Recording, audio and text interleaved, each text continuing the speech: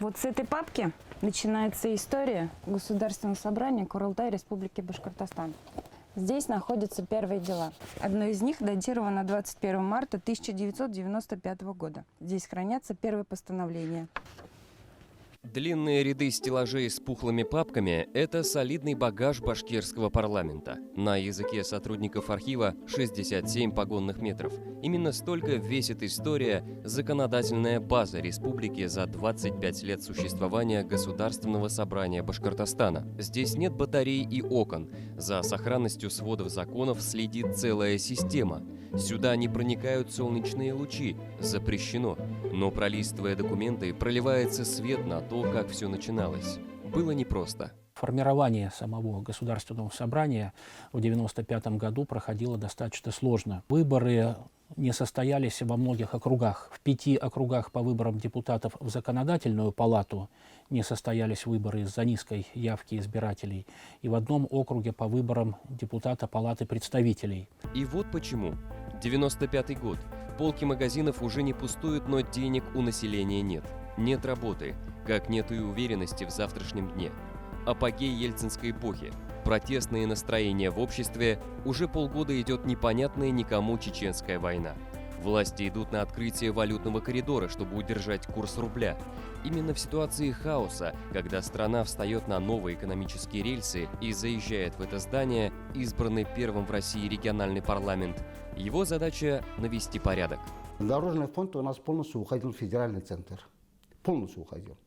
Потом я подготовил проект закона о том, что создать свой дорожный фонд. Зашел Муртаза Губайдуловичу. Он позвонил Павлову при мне по вертушке. Он говорит, вот молодой человек у меня сидит, так-то так предлагает дорожный фонд. Сказал, Муртаза, я слышно был вот, звук. Оставьте у себя, здесь бардак что творится в Москве. Дорога не была ни в Хайбулла, ни в Баймак, ни Зилаевский район, абсолютно.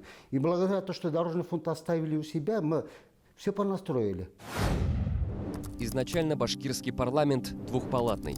Срок полномочий 4 года.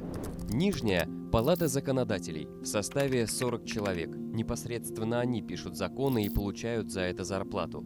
Над ними верхняя палата представителей, весомая уже по количеству 156 депутатов, и по рангу. Сюда входили министры, главы администрации городов и районов, руководители крупных промышленных предприятий, одним словом, политические тяжеловесы. Объединял их первый председатель Государственного собрания Михаил Зайцев.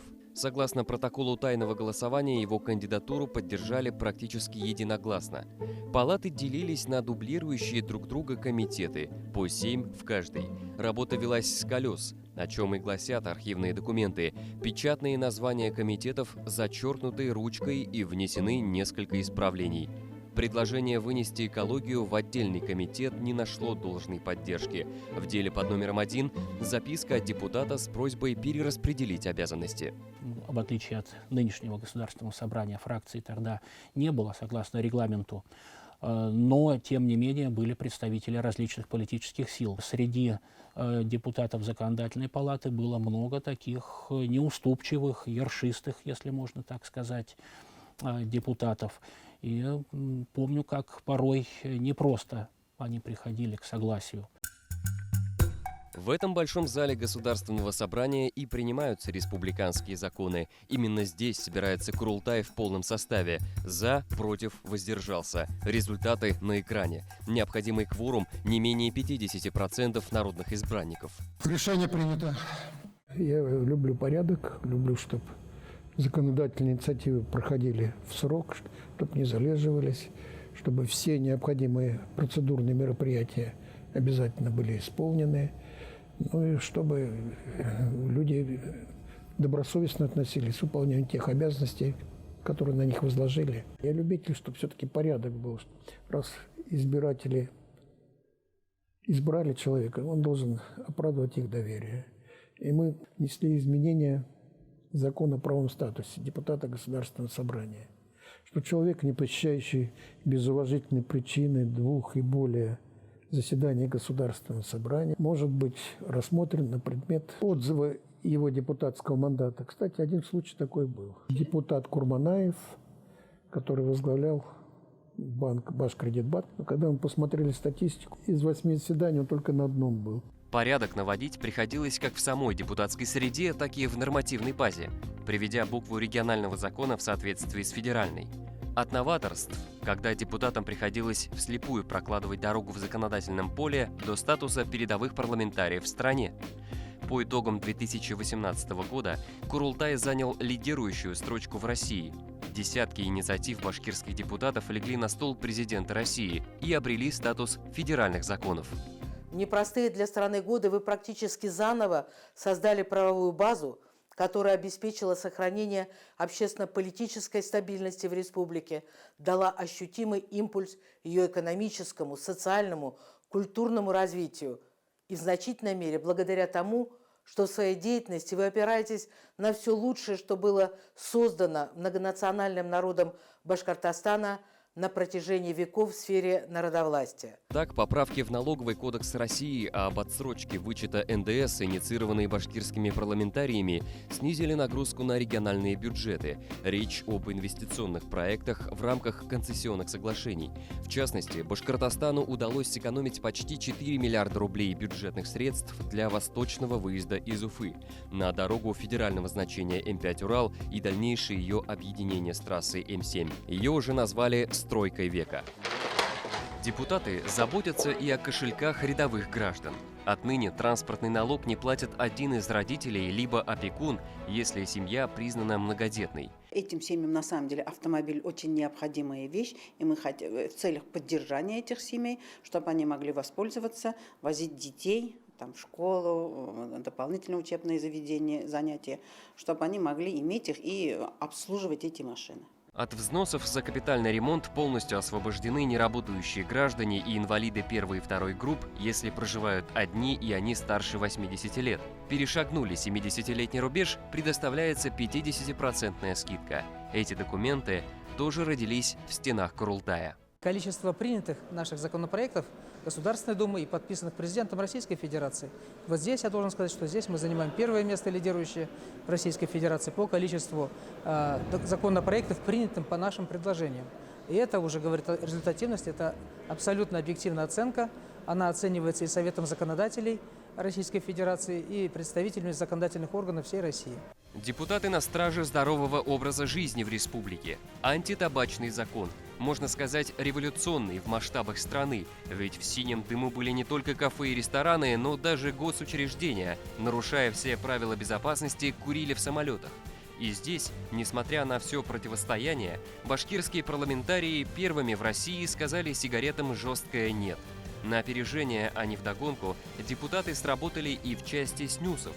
Башкирия стала одним из первых регионов, где местные парламентарии запретили продажу всех бестабачных никотиновых смесей несовершеннолетним. В России закон не принят до сих пор. Снизить повышенный градус в населенных пунктах удалось принятием закона антиалкогольного. Башкортостан стал трезвым. Сабантуи, День знаний, молодежи, последнего звонка. Впервые и первыми в стране в Башкортостане провели безалкогольные новогодние каникулы. Как результат, сократилось количество пьяных ЧП и безвинных жертв. Отклик в Госдуме уже есть. Сухой закон могут тиражировать на всю страну. И вот еще что важно. Население региона наделили полномочиями самим инициировать полный запрет продажи спиртных напитков в магазине. Именно в эти дни нам показывает статистика МЧС, правоохранительных органов, Минздрава, самый большой пик людей, страдающих в дальнейшем от отравления алкоголем, суициды, ДТП с участием пьяных водителей, пожары. Все эти законопроекты, они уже дали положительный эффект. С вице-спикером парламента беседуем в машине, так скажем, по пути. И едем, но уже по другой проблеме, чтобы на месте выяснить, работает ли должным образом закон о парковках на газонах. Он нацелен искоренить понятие «стою там, где хочу», да и в целом навести порядок в городских дворах. А вот, кстати, вот здесь кто-то насыпал, получается, ПГС, сделал цепочку, видите, да, и сделал себе парковку. Чтобы уйти от штрафов, находчивые автолюбители уже ищут лазейки в законе. Зеленую траву посыпают песком и гравием, сносят бордюры. Но здесь есть за что наказать. Только за год действия нововведения в бюджет республики поступило 30 миллионов рублей дополнительного дохода. Когда бьет по карману, закон начинают уважать. На помощь депутатам все чаще приходят социальные сети, но здесь для народных избранников свое табу. Вы знаете, вот я думаю, что здесь не только обратная связь с избирателями и освещать свою работу, но и для очень такой аналитической работы она помогает. Дело в том, что принятие тех или иных законов или нормативных актов, оно сразу показывает мнение людей, некий градус в обществе. Хотя иногда хочется, как другие подписчики, что-то выложить такое, знаете, вот кто-то там еду фотографирует, кто-то, значит, свой отдых на море фотографирует. Но мне кажется, раз уж мы пошли работаем в политике, то все-таки и страница, как у политика, должна быть. Она не может быть такой, как частного лица отдельно взятого. Активность в соцсетях. Такое исследование провели политологи и социологи в среде депутатов Государственного собрания и составили рейтинг. Вывели топ-20. Насколько популярны парламентарии у избирателей, готовы ли общаться напрямую в онлайне, как часто выкладывают посты, есть ли комментарии. Как выяснилось, в соцсетях зарегистрированы 85 из 110 депутатов Курултая. Топовых блогеров в их среде нет, но ряд аккаунтов депутатов имеет большую обратную связь. А на связи как раз избиратели. Всегда любой человек может зайти в соцсети и посмотреть, насколько депутат активен. Даже если он не появляется, может быть, на территории того или иного дома многоквартирного или того или иного района, но работа ведется. И тот охват, который проделывает депутат, он очень важен для конечного итога всей работы Курултая.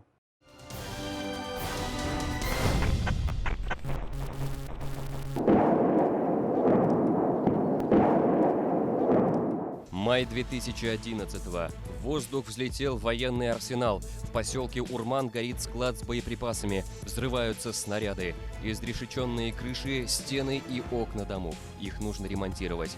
2012-й. Стихийное бедствие в Краснодарском крае. Под водой города и села. Катастрофический паводок на реке Адагум. Наводнение унесло жизнь 171 человека. Январь 2014-го. Пожар в многоквартирном доме в Янауле тушит свыше 6 часов. Эвакуируют 250 человек. Это потом станет известно, что под завалами тела 5 погибших. Взорвался газовый баллон с сильнейшими ожогами, еще 3 в больнице. Сентябрь того же года. На северо-запад республики обрушивается ураганный ветер, который не только сносит крыши, но и складывает кирпичные стены, как карточные домики. Разрушено свыше 400 жилых строений. Для восстановления требуется финансовая помощь. Депутаты Госсобрания не остаются в стороне и перечисляют часть своего заработка на устранение последствий чрезвычайных ситуаций. На призыв спикера парламента отзываются и депутаты, работающие не на постоянной основе. Тот год, 2014-й, переломный и для крымчан. Башкирские парламентарии еще до референдума одними из первых высказывают слова поддержки жителям полуострова. Республика берет шефство над Белогорским районом. На собранные башкортостанцами миллионы восстанавливают не видевшие ремонта социальные объекты, а депутаты Курултая помогают привести в порядок законодательную базу и начать новую жизнь в Республике Крым уже в правовом поле Российской Федерации. После исторического воссоединения Крыма с Россией Республика Башкортостан одна из первых помогла нашему региону в восстановлении и укреплении социально значимых сфер нашего полуострова. Республика Башкортостан взяла шефство над Белогорским районом. Искренне благодарим вас за плодотворное сотрудничество и помощь в совершенствовании законотворческого процесса нашей республики.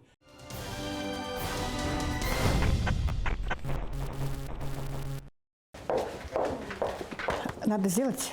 Хорошо. Да. Хорошо, да. Кого я вижу? Ой, Амина, ты такая большая стала? Тебе сейчас сколько? 5, 6? 5, да? Амина, давай я тебе покажу.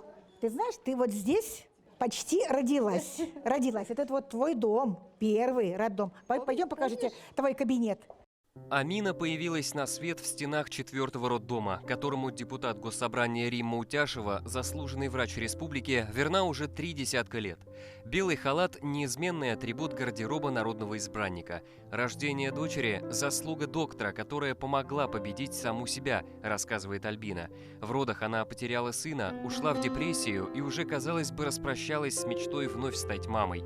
Доктор Утяшева смогла найти нужные слова и метод лечения. Врач и депутат, это мне, вот для меня это вот так одна профессия, потому что если по большому счету у нас вот работа депутата, она ведь как-то 3 части, там, законотворчество, это работа с документами, но более 30% это избиратели, это твои избиратели, а они где-то, они мои пациенты, поэтому мне в этом аспекте легко. Диагноз республики – низкая демография. К 2024 году нас, жителей Башкортостана, должно стать 4 миллиона 100 тысяч человек. Так гласит первый сентябрьский указ главы Башкортостана Радия Хабирова.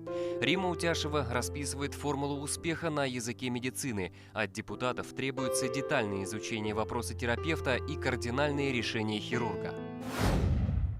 Стоит отметить, что выборы 2018-го существенно обновили башкирский парламент. Более 2/3 депутатов, а именно 74 человека, избраны в Государственное собрание 6-го созыва впервые. Среди депутатов представители различных социальных групп. Более половины депутатов в возрасте от 30 до 50 лет.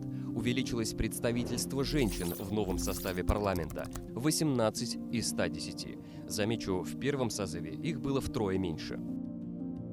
То, что вице-спикер женщины, это, я считаю, правильная история, потому что есть много вопросов, которые, в общем-то, требуют такой, более материнского, что ли, подхода, да, более каких-то, пусть эмоциональных каких-то решений, да, потому что иногда, чтобы мужчине донести какую-то идею, нужны такие сложные там аргументации, да, а женщинам достаточно самого факта, что где-то там ребенок плачет, женщина в семье страдает, да, то есть уже от этого начинается парламентская деятельность.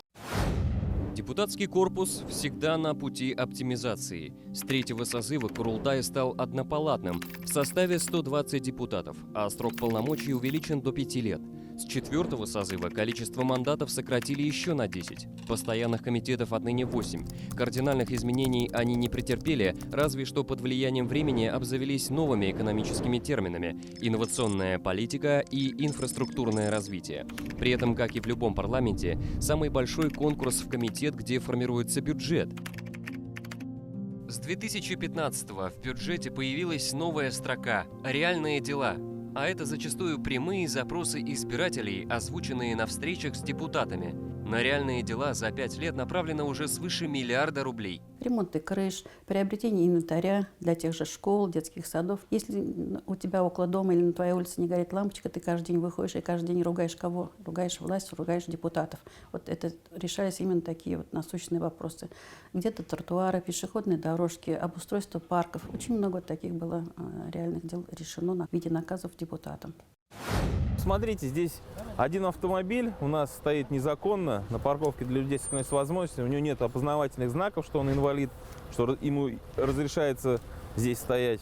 Иногда, чтобы язык закона стал понятным населению, приходится самим его расшифровывать буквально на пальцах, с выездом на место. Парковаться на местах для инвалидов запрещено. За это положен штраф, эвакуация автомобиля. Казалось бы, все об этом знают. Но паралимпиец, депутат Ирик Зарипов, сам выезжает в рейды, чтобы наглядно продемонстрировать, как несколько метров, которые ленятся пройти автовладельцы, даются сложно человеку в инвалидной коляске. Его позиция – законы должны работать. Пояснение одно мы не видели, хотя знаки очень четко читаются. Мы не знали, мы сейчас быстро уберем. Закон для всех, 5000 штраф, плюс эвакуация 2500. Есть инвалиды в кавычках, к сожалению, таких инвалидов очень много, которые купили наклейки. Время покажет, время всех расставит на место. Контроль за доступностью среды – одна из его депутатских обязанностей. Кинотеатры, места для досуга, больницы, поликлиники. Есть ли лифт, соответствуют ли нормам пандусы, может ли человек на коляске попасть в помещение или при случае ЧП эвакуироваться. Десятки учреждений после таких депутатских визитов стали доступны и для инвалидов. Парламент республики отныне многопартийный. Преобладающее количество кресел за представителями «Единой России». Их 79 человек. 15 мандатов у КПРФ. 7 кресел занял ЛДПР. 5 представителей у «Справедливой России». В Курултае 2 мандата у «Патриотов России», 1 у самовыдвиженца и 1 депутат представляет Российскую экологическую партию «Зеленые».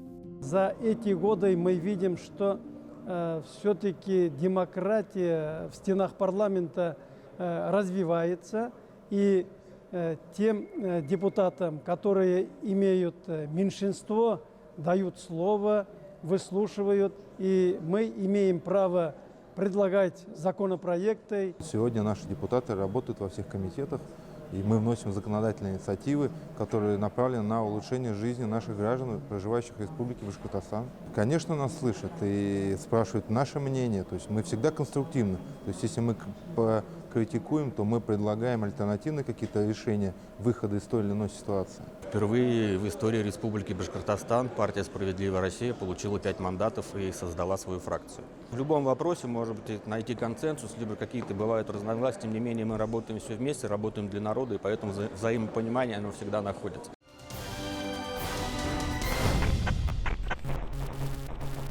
Шансов, говорили, нету выжить, так ведь? Все там говорили, что усыпить ее проще, чем вылечить. Да. И тем не менее вы в очередной раз доказали, что шансы всегда есть.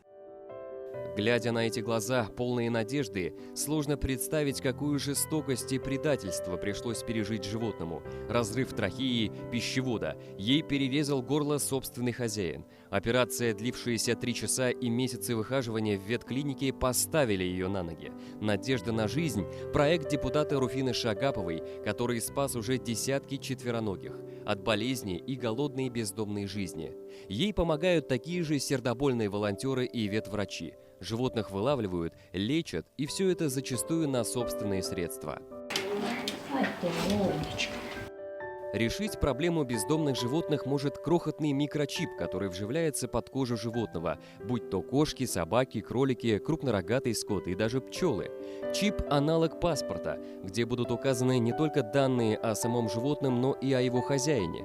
Законопроект об обязательной маркировке животных только внесен в Госдуму, а у башкирских парламентариев уже готова нормативная база. Если мы вот эту ответственность, идентификацию сегодня закрепим на законодательном уровне, то завтра уже так запросто на улицу никто не сможет выкинуть вот этих вот собачек-кошек. Серьезный законопроект, который сейчас находится в правительстве, проходит экспертизу.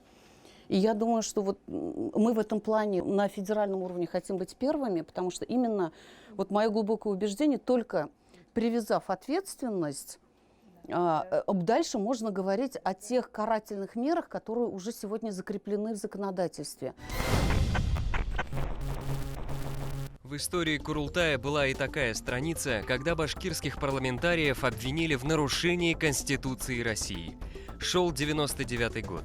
На территории республики отключили почти на месяц вещание общероссийского телевидения. В Москве происходящее в Башкирии не поняли и назвали не иначе, как депутатским самосудом. Звонки раздавались из Кремля. В центре скандала оказались бедра Евгения Примакова. В воскресенье он вел свою ежедневную воскресную передачу. Демонстрировалась операция в записи, которую делалась Примакову. И все это сопровождалось такими саркастическими комментариями. То он особый менталитет в республике, своя нравственность. Смотреть спустя рукава на это все, конечно, это вызвало реакцию отрицательную. И мы приняли решение приостановить передачу с участием Доренко на территории Республики Башкортостан. Звонит Лесин мне, он тогда был министр печати. Решаете людей слушать лучшего журналиста, который знала наша страна. Таких Доренко никогда не было и не будет. Были и другие. Говорухин, молодец, наконец нашли силы, которые дали опору этому человеку. Ну, много было, но в основном поддержка шла. А это музей башкирского парламента. В глубине геральдического зала сувениры от саксонского Лантага, мужница Казахстана. На стеллажах золотое украшение головного убора короля Кореи, китайский сервиз, вьетнамские марки, часы от Московской областной думы, подарки от парламента Ханты-Мансийского, Ямало-Ненецкого автономных округов, Республики Крым, Татарстана. Судя по подписям к презентам, уже можно оценить географию сотрудничества башкирских парламентариев. Она размывает границы регионов и стран. Парламент Республики Башкортостан является нашим надежным союзником в вопросах формирования федерального правового поля. Хочу искренне поблагодарить вас, уважаемые коллеги, за поддержку татарстанских законодательных инициатив. Не зря народная мудрость гласит: сила людская в дружбе, а сила государства в единстве. Курултай перестал быть местом, куда пропуск лишь по мандатам. Самые резонансные темы выносятся на парламентские слушания. Онлайн-трансляция ведется в интернете на сайте Государственного собрания. Законотворчество отныне деятельность не узкого круга лиц. При каждом комитете действуют экспертные советы. Инициировать закон может любой житель республики. Приемные отныне электронные. Мы добавили опцию на нашем сайте. Обращение идет в статусе официального обращения. Задай вопрос депутату, то есть заходишь, находишь, и оно приходит на нашу электронную почту, и там уже распространяется действие федерального закона. В течение 30 дней мы обязаны ответить заявителю. Поэтому мы стали более открытыми. Если мы в 5-м созыве начали практиковать такую историю, как экспертные советы при каждом комитете, мы сейчас эту историю в 6-й созыв перенесли. У нас при каждом комитете есть даже по несколько экспертных советов. Плюс мы в 6-м созыве добавили такую историю, как консультативный совет. И плюс еще одна новация этого года. Мы сделали на сайте такой проект, как «Создай сам свой закон». Считаем, что предлагаемые законопроектом меры позволят оказать существенную поддержку указанным категориям граждан. Дубляж на 2 языках – еще одна инновация Курултая. Теперь у депутатов есть возможность высказаться на родном и быть понятым коллегами. Для этого созданы необходимые условия. Есть наушники, есть синхронный перевод этих выступлений. Поэтому никаких неудобств для депутатов это не создает. Наоборот, то есть все условия для того, чтобы могли выступать на государственном языке.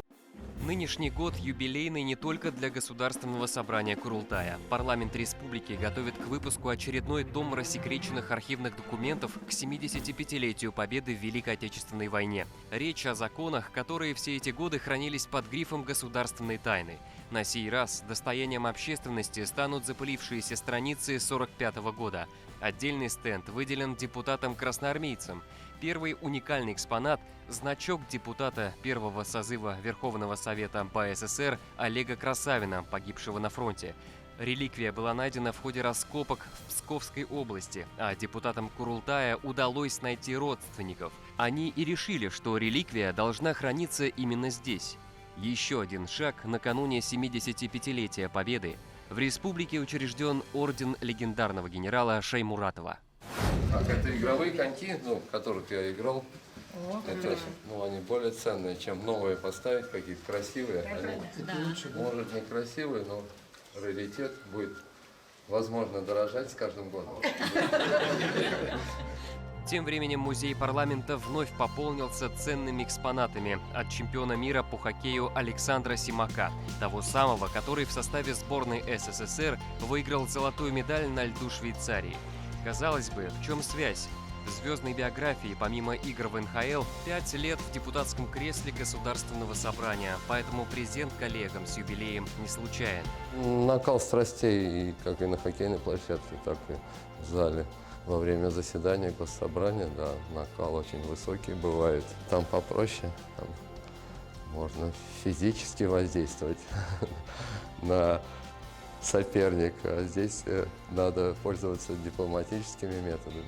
Подарок парламентариям со смыслом. Хоккейные коньки как символ заточенности на результат, а раритетная клюшка как призыв, чтобы депутаты были результативными в передаче, а принимаемые Курултаем законы всегда попадали точно в цель.